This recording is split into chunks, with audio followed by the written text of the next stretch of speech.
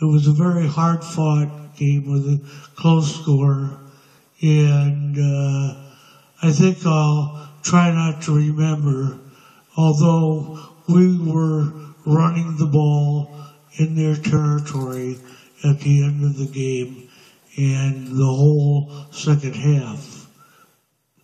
But putting that aside, I think I'll get the picture out of the scene and hand this to my crew gentleman named Ray. Ray, here you go. Take the picture. Okay, I'll set the picture down. He's in charge. Ray, by the way, is really cool, and he is the first person with Asperger's to ever graduate from Michigan, which I think is quite a accomplishment, and he will be shown on future tapes. This tape, however, is about the camaraderie in that picture down here. Of course, you can't see it too well, but the camaraderie in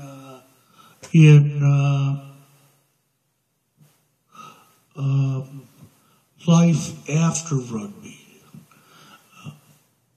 A group called the Michigan Old Blue continues to hang out together, and we have anniversaries. We just had the 50th anniversary a couple of years ago, but the camaraderie is what's so beautiful. And in this camaraderie, even though I was losing a leg due to MRSA, I had the support of former players. I had a player come up and give me a rugby hoodie. Another player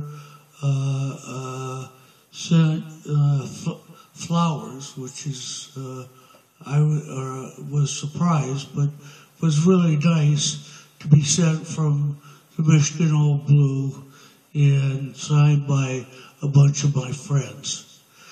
I had 40 people contact or call me, and the support, along with that of my family, was great. So when the amputation happened, first of all, Stumpy didn't come out. He was not placed in an incubator, but he was very swollen. He had a cast on him, all over him, and then eventually, after wound vacs and a number of things, Stumpy had 8 operations and turned out like this, which one of my friends said looked like a organ, a male organ that would be very popular in Tijuana. His name is Captain Chapman, and he is a good friend. We have yet to go to Tijuana together, but one of these days, when things settle, hopefully we will, and we'll go to the bars where Stumpy would be popular. But first of all, after the amputation and the shape and size of Stumpy, I had to come back home and move in and hopefully have the same relationship with my wife. But I made the mistake of trying to consummate the marriage again and having Stumpy be part of the ceremony and entrance, and my wife said, "He is an ugly, ugly dildo. Please get him away from me. Don't let me see him." And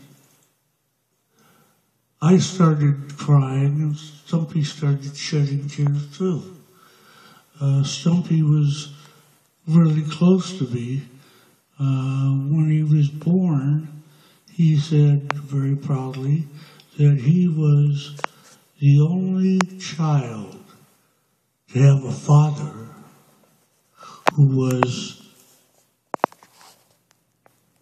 a male. And I tried to tell him it wasn't quite the same, but he went on to try to imitate the behavior of men, and he wanted to be a man. Stumpy and I went up to my mother, and I was at her house crying on her shoulder, and I said, "Mom," Nancy really didn't accept Stumpy, didn't, and she started hearing the story about my home situation and put her hand on Stumpy, and he started to get excited. And I had an idea, but it wasn't with my mother, and I said, "No, Stumpy, you know, mofo, we can't do it that way, but we need vacation and some time away from my home, Ann Arbor, Michigan." So we went to Las Vegas, and Stumpy was so liked by the women at the chicken ranches, held, fondled, caressed, that he had a nickname that only my very intelligent producer knows. Ray, what was that nickname? Stumpy.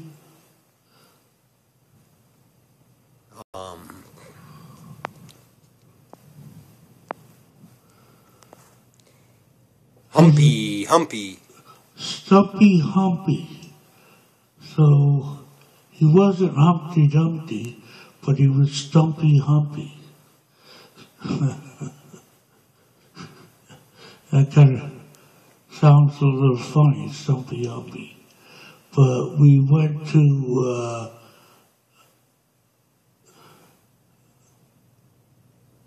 a place out of Las Vegas, and it stayed at the chicken ranches. The women in that area of Nevada were very kind.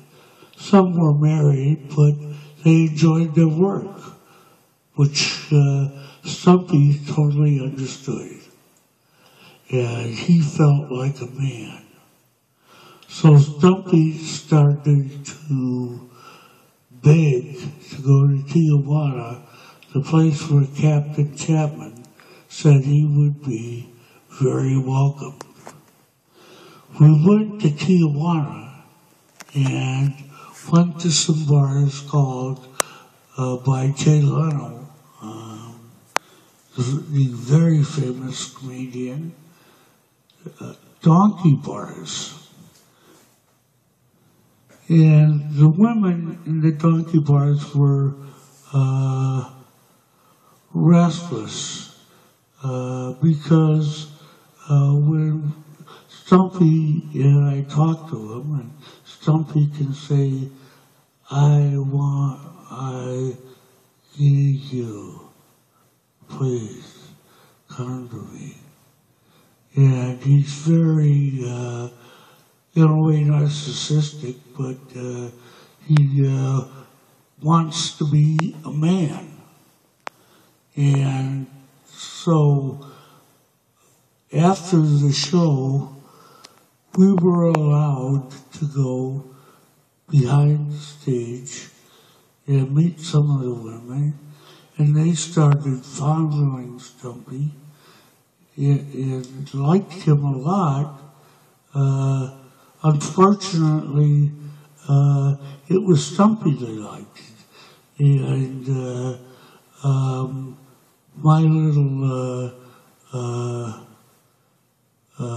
tiny Stumpy wasn't offered much, but it was a fun time for me too, to have my Stumpy feel like he was a real man and a real part of this man who gave him birth, tried and struggled, went through 9 surgeries to have him come out like this. And Stumpy said, Dad really went out on a limb for me. No, he lost a limb. But I'm going to have to tell you about the Tijuana day where it was called Stumpy, and the day in Las Vegas called Stumpty Dumpty. And we'll have to get into some stories. Thank you very much, and I hope to see you again soon. Bye.